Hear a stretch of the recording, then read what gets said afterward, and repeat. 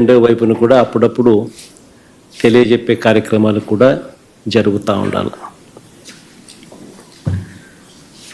ఎన్నికలకు ముందు చంద్రబాబు గారి డైలాగులు మనం విన్నప్పుడు చూసినప్పుడు మనందరికీ కూడా అప్పట్లో కనిపించింది వినిపించింది చంద్రబాబు నాయుడు గారి నోట నా చేతిలో అభివృద్ధి మంత్రం ఉంది,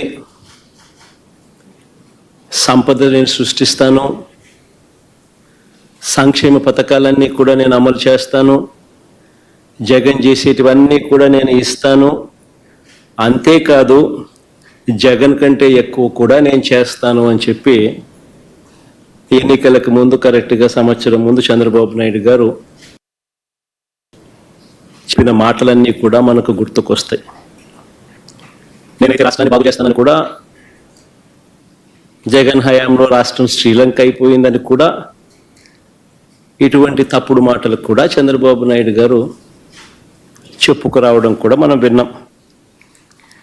సరే, చంద్రబాబు నాయుడు గారి 12 నెలల పాలన చూద్దాం.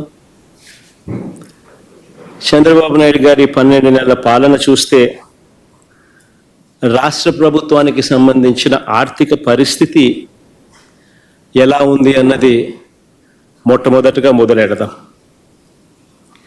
మా హయాంలో అయితే కోవిడ్ లాంటి మహమ్మారిని కూడా ఎదుర్కొని మేము రాష్ట్రాన్ని నడపవలసిన పరిస్థితి మా హయాంలో జరిగింది.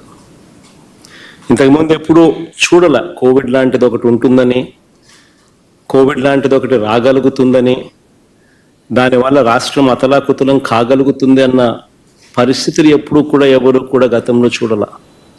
కానీ అలాంటి పరిస్థితుల్లో కూడా రాష్ట్రాన్ని మేము గొప్పగా నడిపామని కూడా చెప్పవచ్చు.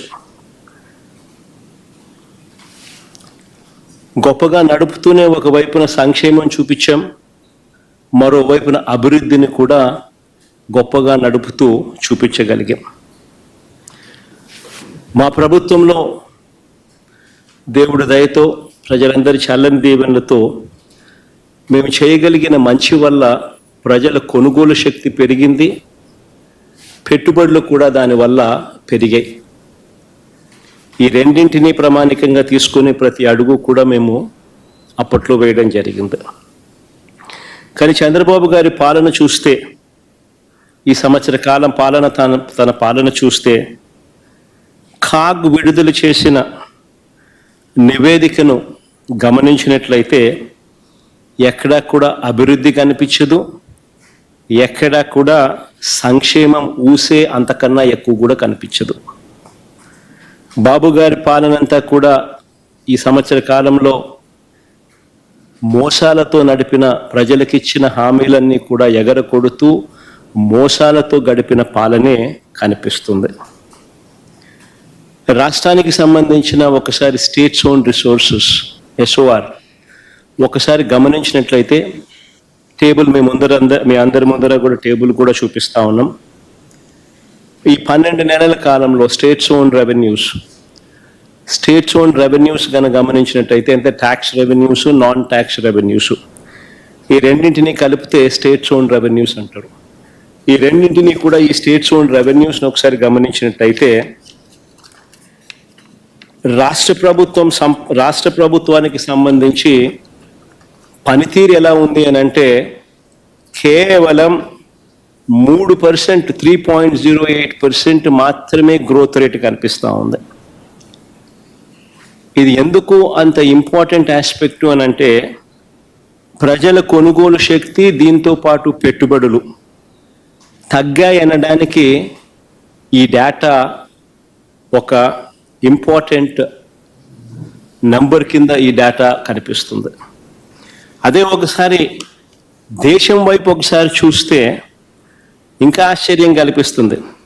దేశం తీసుకుంటే దేశంలో దేశానికి సంబంధించిన gross tax revenues, non tax revenues దేశానికి సంబంధించి చూస్తే లాస్ట్ ఇయర్ కన్నా ఈ సంవత్సరం ఏకంగా 13.76% గ్రోత్ రేట్ కనిపిస్తుంది.